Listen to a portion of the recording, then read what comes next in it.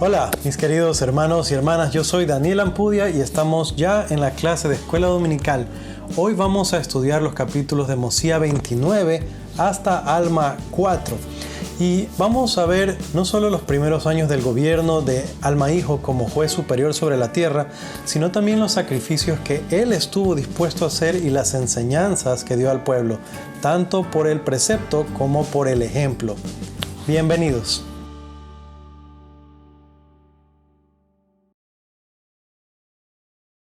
En el capítulo 29 de Mosiah, para empezar con un marco histórico, se muestra cómo Mosiah expone a su pueblo la razón por la que ellos ya no deberían ser gobernados por reyes. Sus hijos se habían ido de la misión. Ninguno de ellos había querido aceptar el puesto de rey.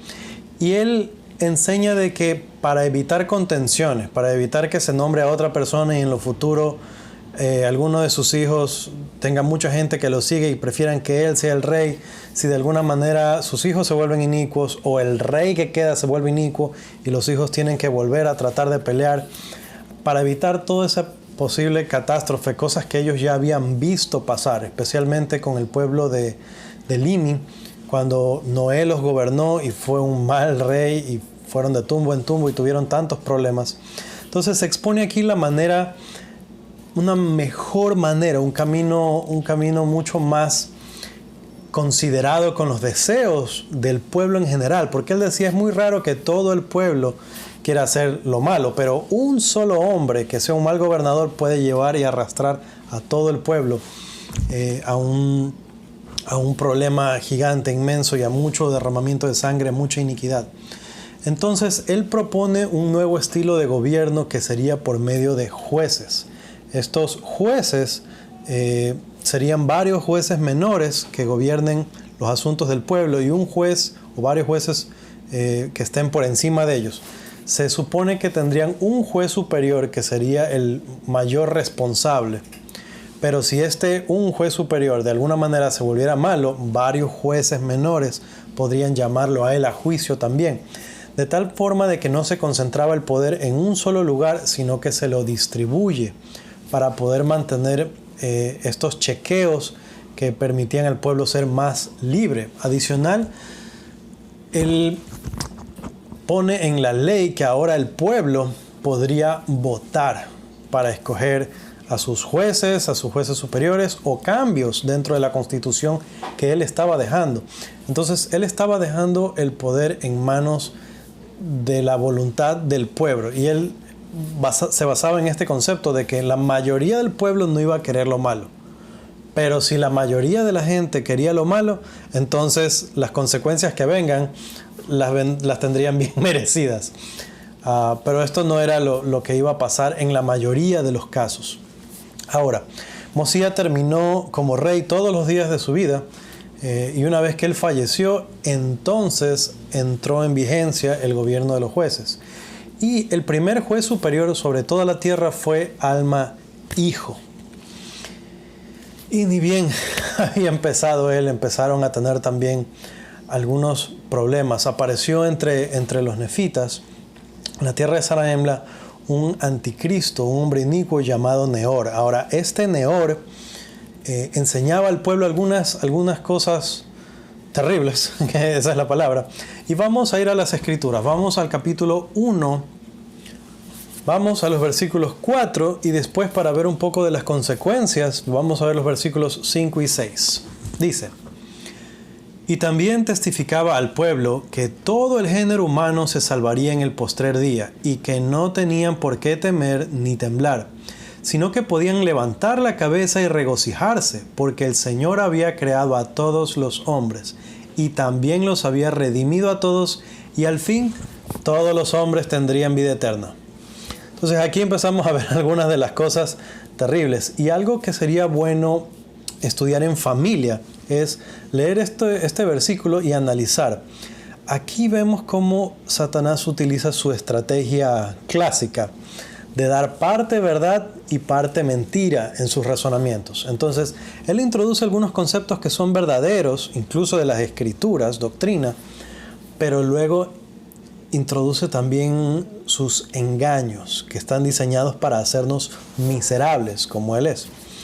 Ahora, en familia, analizamos este versículo y notemos cuáles son las cosas que se dice que son verdad y dónde empiezan las mentiras.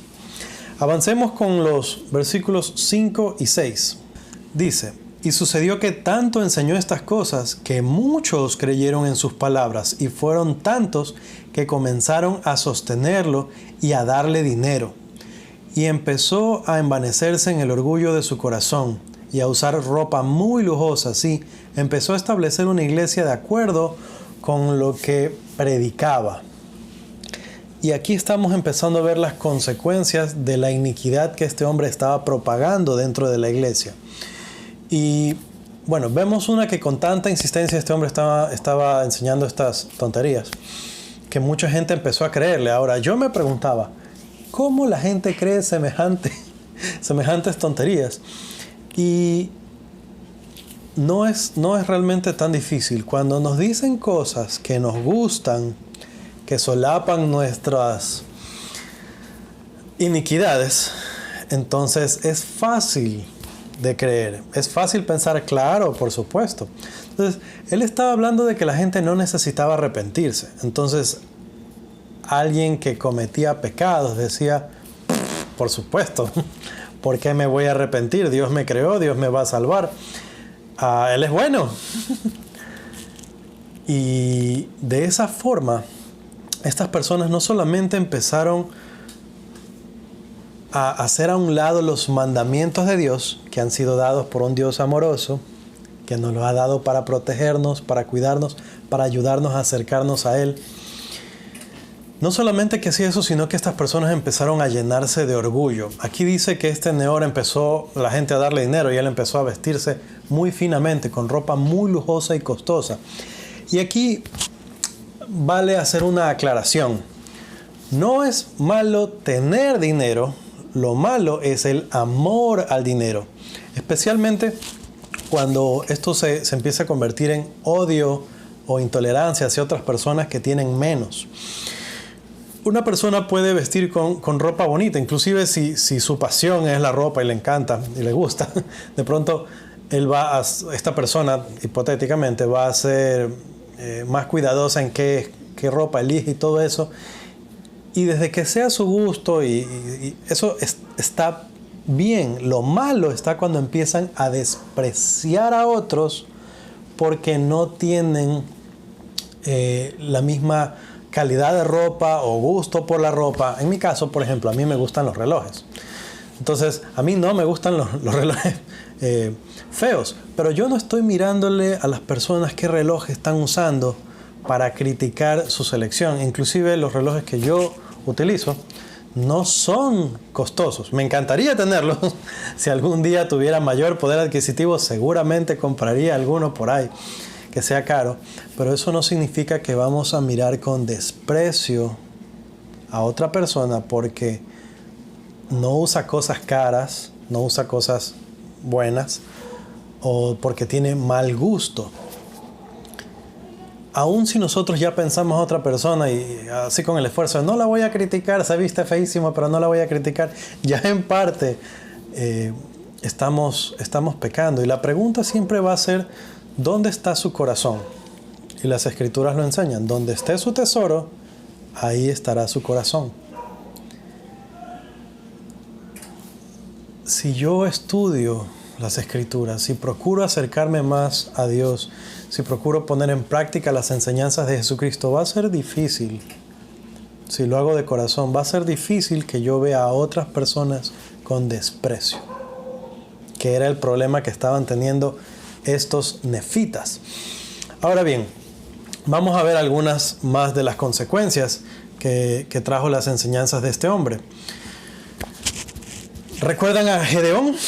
El gran héroe nefita. Él era un líder militar en la época del rey Noé y se opuso a ese rey inicuo. Lideró la rebeldía en contra de este rey, que fue justo cuando los lamanitas llegaron a atacarlos. Y este Gedeón no solamente sirvió a los nefitas, que vivían en la tierra de Nefi en esa época, en esa ocasión, al pelear en contra del rey Noé, sino que también él fue un instrumento importantísimo, sirviendo al rey Lini en el rescate de los nefitas cuando llegaron Amulek y sus hermanos a buscarlos.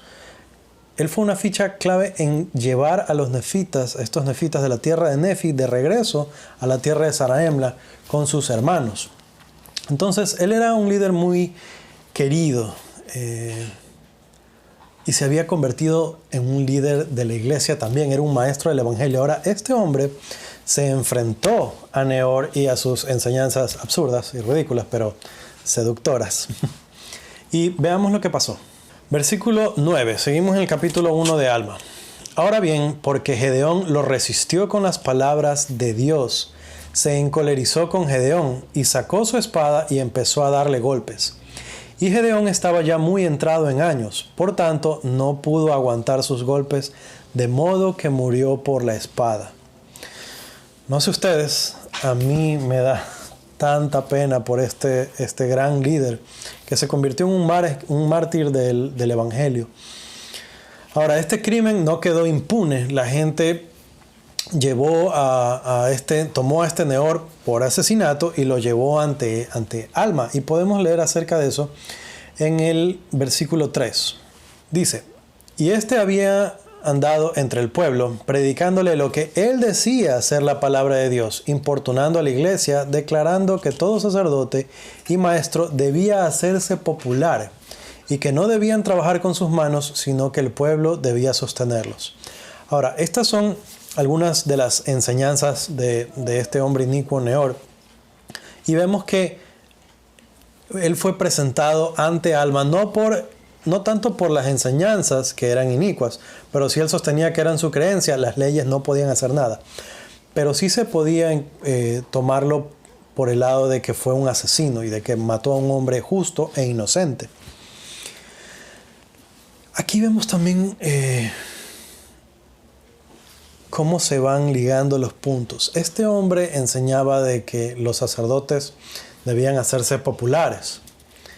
Y sorpresa, cuando él empezó a volverse popular, empezó también a recibir dinero de la gente que lo sostenía. Él enseñaba de que los sacerdotes no debían trabajar con sus manos.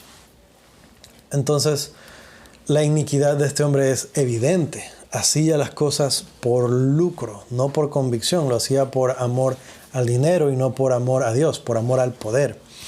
Ahora, este hombre fue condenado a muerte, pagó por sus crímenes, pero no fue lo único que pasó con ellos que les dio problemas de orgullo. Lamentablemente, esta semilla de orgullo que ya había quedado en el pueblo fue explotada por otros líderes inicuos. Y aquí es donde se levanta este otro hombre inicuo, Amlisi. Este Amlisi del que estamos hablando, las escrituras describen como de la orden de Neor, y es algo que en adelante vamos a ver continuamente, que se habla de personas inicuas que siguen estas mismas tendencias, y es algo que podemos reconocer aún hoy. Satanás sigue trabajando de la misma manera, y los susurros y los engaños con los que se nos acerca, se nos aproxima, las cosas que nos dice, tienen la misma línea. Entonces, ese es el gran tesoro que podemos encontrar en las Escrituras, en el libro de Mormón, que al leer acerca de estas personas nos damos cuenta qué dicen, cómo lo dicen, y podemos, por seguro, encontrar cosas similares en nuestra sociedad actual. Ahora bien, este Amlisi, que se lo describe como alguien astuto, como alguien muy inteligente para la sabiduría del mundo, este Amlisi empieza a levantar a la gente y trata de hacerse rey. Ahora, él manipula la constitución para eso, dice que el pueblo puede escogerlo a él para ser rey, y fue preocupante para Alma y para todas las personas de la iglesia, porque empezó a granjearse el favor de muchísima gente, porque era muy diestro para hablar. Entonces se sometió esto a votación, y menos mal, la mayoría del pueblo aún era sensato y votaron en contra de hacer Amlici su rey. Ahora Amlici se molesta muchísimo, él, sus seguidores, y las personas que estaban de acuerdo con sus ideas lo nombran su rey y forman un ejército, y ellos pretenden dominar a todo el pueblo nefita. Lo primero que hace este Amlici como rey de este grupo de personas que lo proclaman es dar la orden de atacar a los nefitas. Y bueno, los nefitas se defendieron. Alma mismo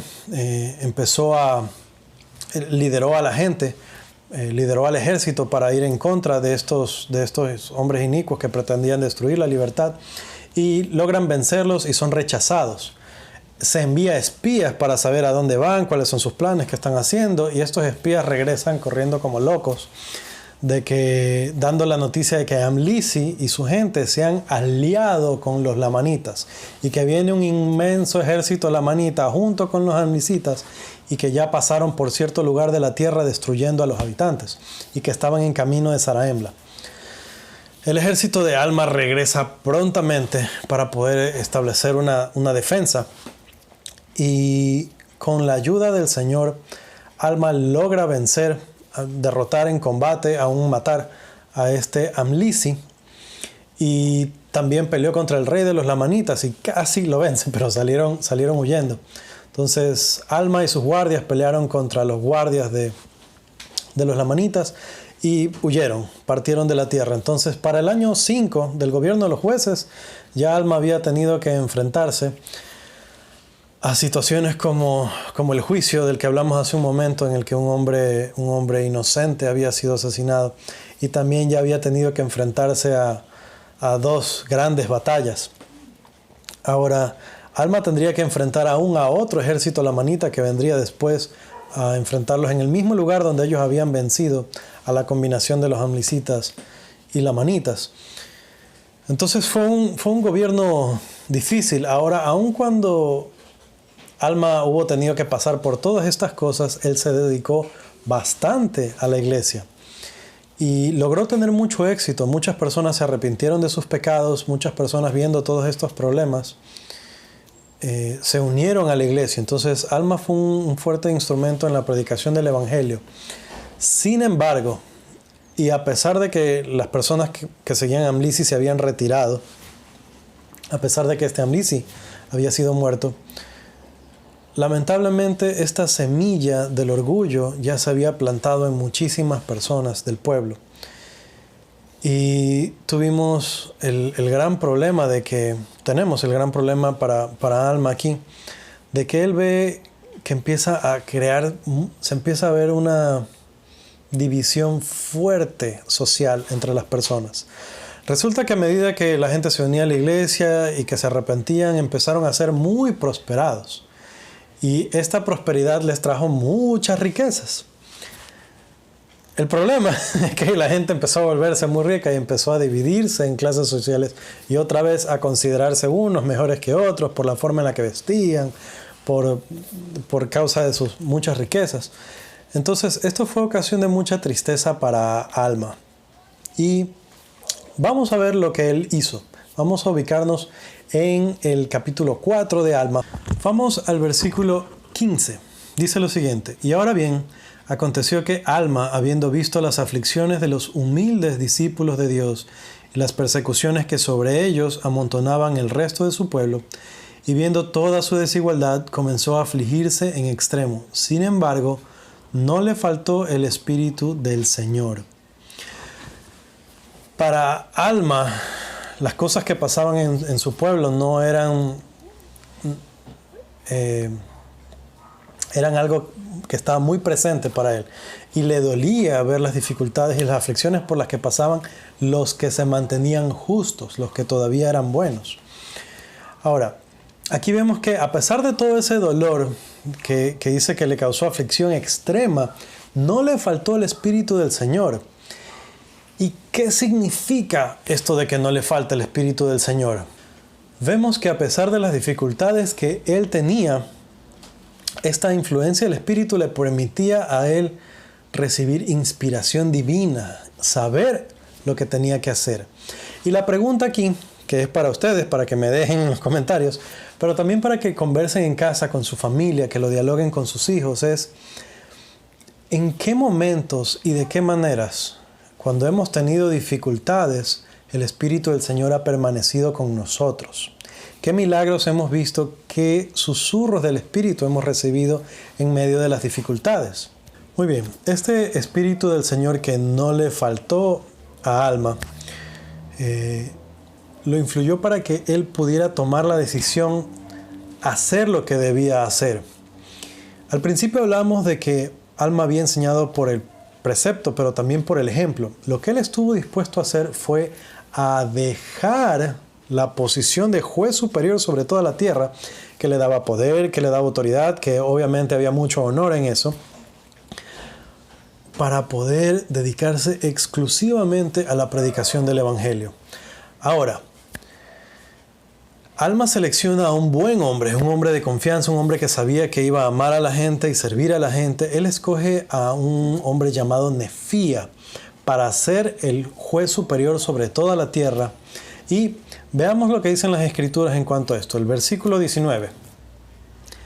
E hizo esto para poder salir él mismo entre los de su pueblo, o sea, entre el pueblo de Nefi, a fin de predicarles la palabra de Dios, para despertar en ellos el recuerdo de sus deberes, y para abatir por medio de la palabra de Dios todo el orgullo y las artimañas y todas las contenciones que había entre su pueblo, porque no vio otra manera de rescatarlos, sino con la fuerza de un testimonio puro en contra de ellos. Y esta parte me gusta muchísimo, muchísimo. Y aquí hay un desafío también. Podemos seguir el ejemplo de Alma. Ahora, conversemos en familia, en casa, nuestra esposa, con nuestros hijos. ¿Cómo podemos nosotros utilizar la pureza del testimonio para vencer, como se nombra aquí, contenciones, artimañas, orgullo? ¿Cómo podemos hacer recordar el deber que tenemos ante Dios? Y me gustaría mucho, si tuvieran experiencias y las pueden compartir en los comentarios, me encantaría escuchar un poco más sobre ustedes. Pero principalmente conversemos en familia. ¿En qué ocasiones hemos visto esto? Pero también, ¿qué oportunidades hay para hacer esto? Y quisiera ser muy específico en cuanto al testimonio. A veces pensamos que un testimonio es una historia, es un acontecimiento. Y bueno, si nos vamos al diccionario y buscamos qué es un testigo, sí, es una persona que estaba ahí, que vio algo que pasó y luego cuenta eso. No, yo estaba ahí cuando pasó. Pero estamos aquí hablando del Evangelio de Jesucristo. Nosotros, la experiencia que compartimos no necesariamente es un relato o una historia de algo que nos aconteció, de un suceso. De hecho, la versión más pura de un testimonio es cuando nosotros lo hacemos con el poder del Espíritu. ¿Y a qué me refiero con eso? Nosotros podemos traer a nuestra mente algo que nos ayudó a entender un principio, a discernir un principio, algo que nos llevó a saber según Dios.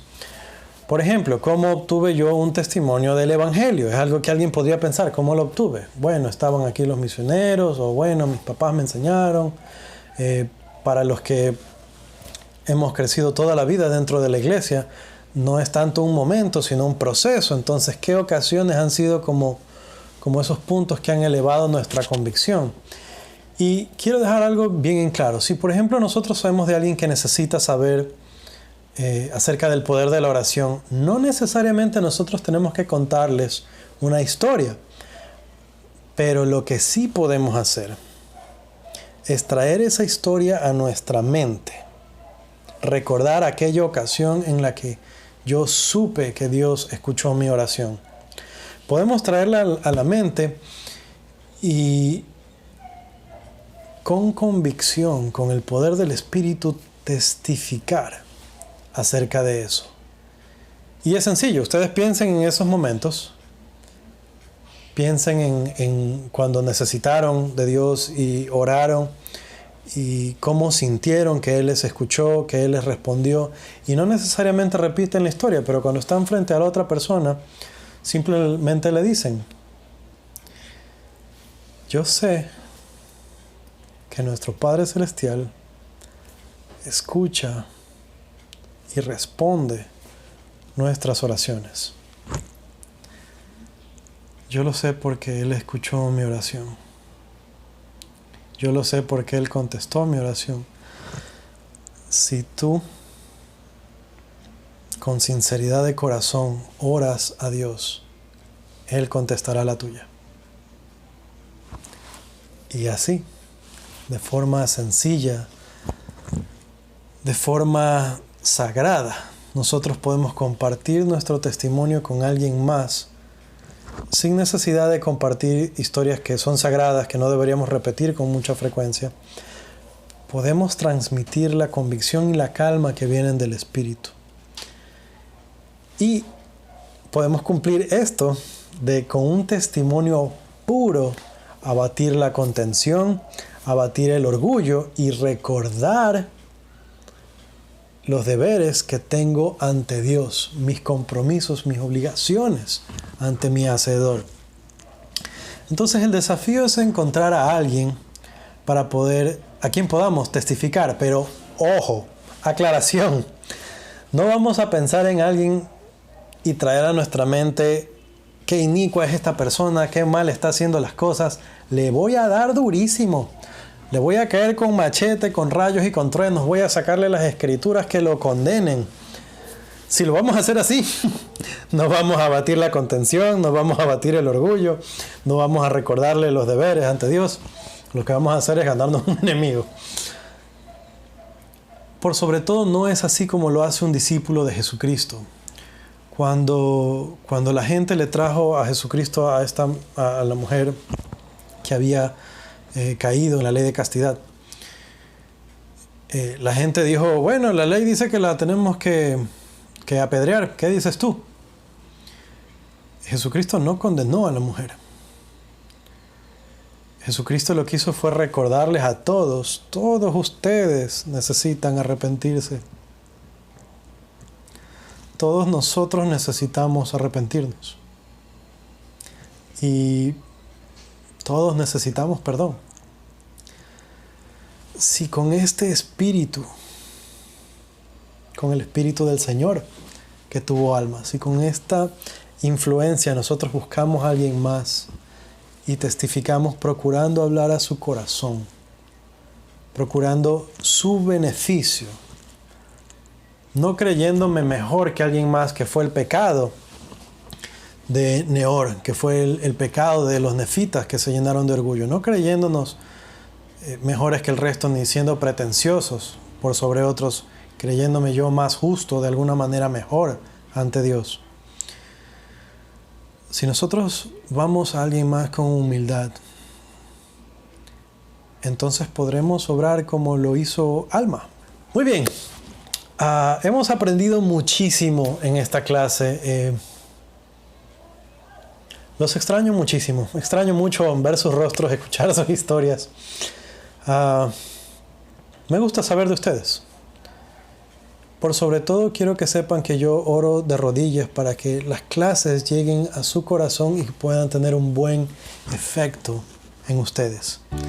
Mis queridos hermanos y hermanas, si les gusta la clase, denle like a la clase, suscríbanse al canal para que puedan recibir este y otros videos que vamos a tener. Si tienen inquietudes, preguntas, sugerencias, si hay algún tema del Evangelio que quisieran tratar, que quisieran que se amplíe un poco más, déjenmelo en los comentarios. Déjenme saber de qué cosas quisieran aprender un poco más.